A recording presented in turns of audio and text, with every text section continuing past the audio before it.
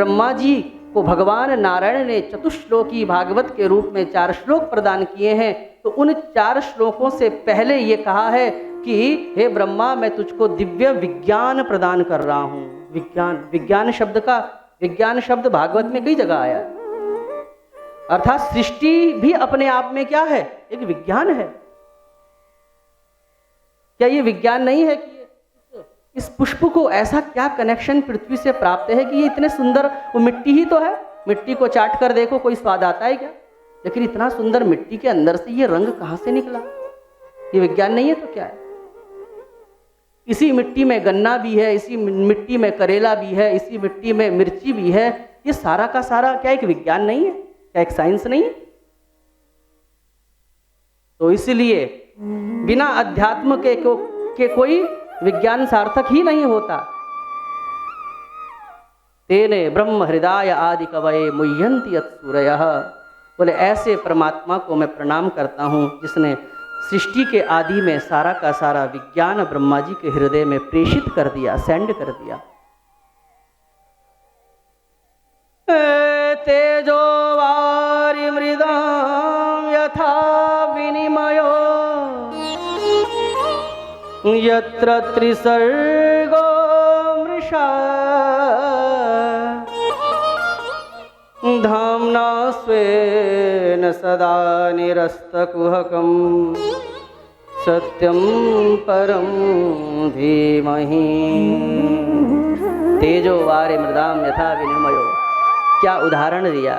बोले मैं उन परमात्मा को भी प्रणाम करता हूँ, व्यास जी कह रहे हैं कि जिन परमात्मा की माया से प्रेरित होकर व्यक्ति अपने जीवन में कई लक्ष्य बना रहा है, ये करूँगा वो करूँगा, अगले महीने तनख्वाह आएगी तो ये करूँगा, फिर उसके बाद ये करूँगा।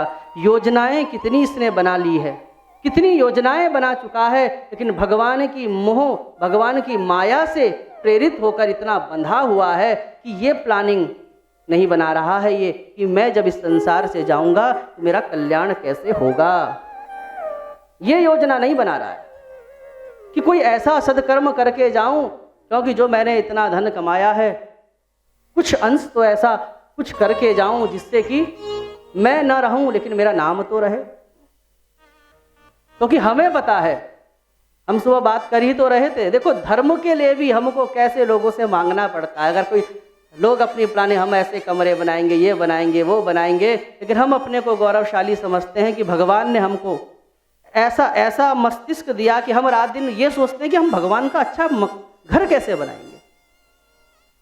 और हमें पता है कि एक एक ईंट जोड़ना भी लोगों के आगे हाथ फैलाने की तरह कितना मुश्किल काम होता है, कितना मुश्किल काम होता है।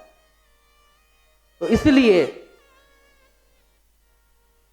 हमको अपने कल्याण का भाव नहीं जागृत होता, इसके पीछे भी भगवान की मोह माया ही है। इसलिए परम पूज्य स्वामी श्री राजेंद्र दास जी महाराज कहा करते हैं कि अपने कल्याण का भाव यदि हमें जागृत हो जाए कि अरे हम ऐसा भी कुछ करेंगे कि हमारा कल्याण हो, बोले ये भी बिना परमात्मा की कृपा के तो नहीं होता, और ये भी बहुत बड़ा भाव है अगर ऐसा भाव आपकी जगह है। और हम सब कैसे मोहित हो रहे हैं, तो उदाहरण क्या दिया, तेजो वारे मृदाम यथा विनिमयो।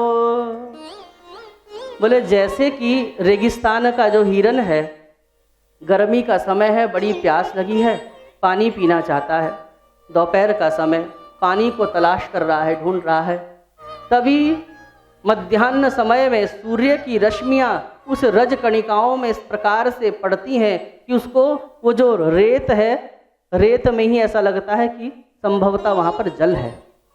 आपने देखा होगा दिन में कई बार रेत में भी रज जल की भ्रांति हो जाती है। कभी कभी आप मार्ग से जाते हैं गाड़ी में तो सड़क में भी कई बार ऐसा होता है, दोपहर के समय लगता है कि रोड आगे से भीगी है, लेकिन ऐसा कुछ होता नहीं। तो बस वैसा ही भ्रम कुछ उस हिरन को होता है कि वहाँ जल है, जरा जाऊँ जलपान करूँगा, दौड़ता हुआ जाता है, वहाँ जाता है तो वहाँ कुछ नहीं होता।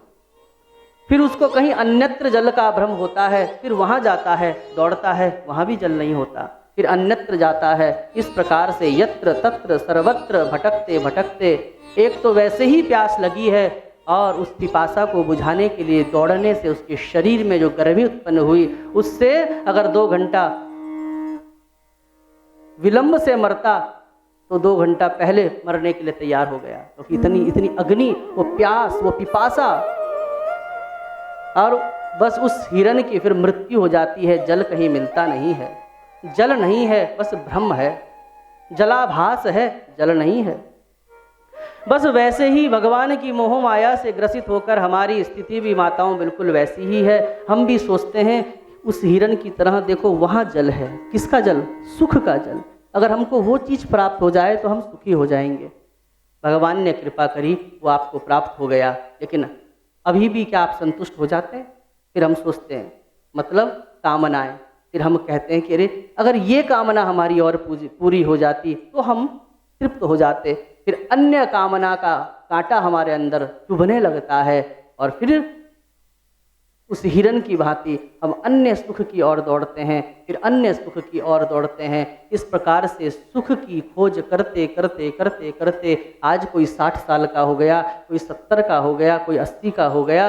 ये बताइए आपकी क्या वो प्यास बुझी कामनाओं की? किसकी बुझी?